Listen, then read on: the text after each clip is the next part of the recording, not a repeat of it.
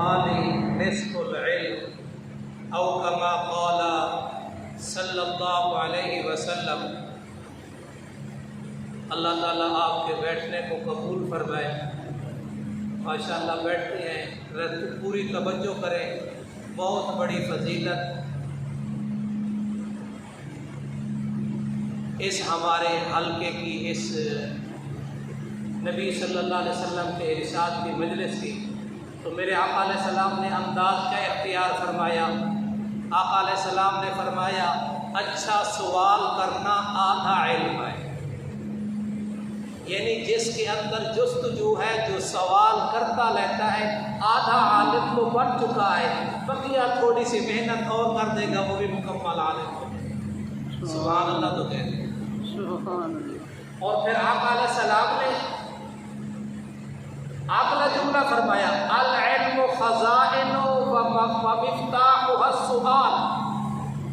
علم خزانہ ہے، سوال اس کی چابی ہے۔ آپ پڑھے لکھے بیٹھے ہیں، کہیں گے مولوی صاحب ہم تو سوال کرتے رہتے ہیں، ہمارے امام صاحب سوال پڑھ رہے ہیں۔ اصل لفظ سؤال ہے عربی کے لحاظ سے، اردو والے لحاظ سے تو آپ کا نالج زیادہ ہے، عربی میں سؤال ہوتا ہے۔ آقا علیہ السلام نے کیا فرمایا؟ علم خزانہ ہے اور سوال اس کی کیا ہے؟ چابی ہے۔ ایک آدمی ہے، گھر میں تجوری ہے، یہ سکول کا پرنسپل ہے، وکٹوریا سکول کا پرنسپل صاحب ہے، بیٹھے ہوئے ہیں، ہاں جی تجوری تو رکھی ہوئی ہے صاحب، لیکن چابی نہیں ہے، تو وہ خزانہ فائدے مند نہیں ہے۔ چابی ہے تو مسئلہ ہی حل ہو گیا ہے۔ تو فرمایا علم خزانہ ہے اور سوال کرنا اس کی چابی ہے۔ جس کے پاس چابی ہو، گھر کی چابی ہو، گاڑی کی چابی ہو، جس چیز کی چابی ہو، وہ اس کو آسانی سے استعمال کر سکتا ہے۔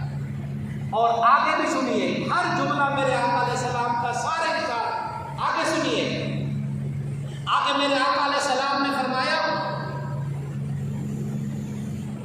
فَاسْأَلُوا يَرْحَمْكُمُ اللَّهُ فَإِنَّهُ يُوجَدُ فِيهِ أَرْبَعَةٌ۔ سبحان اللہ، دو جملوں میں دعا بھی ہے، بشارت بھی ہے۔ آقا علیہ السلام نے کیا فرمایا کہ ارے میرے امت کے لوگوں سوال کیا کرو، اللہ تعالیٰ تم پر رحم فرمائے گا۔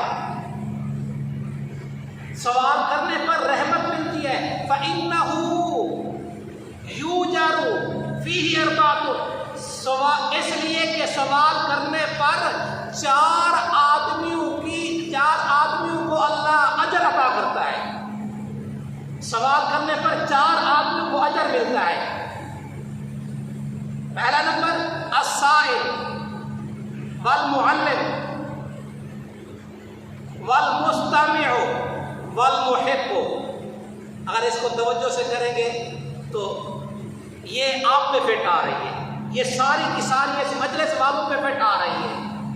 پہلے نمبر پہ دیکھو، سوال کرنے والے بھی اللہ تبارک و تعالیٰ اجر دیتا ہے۔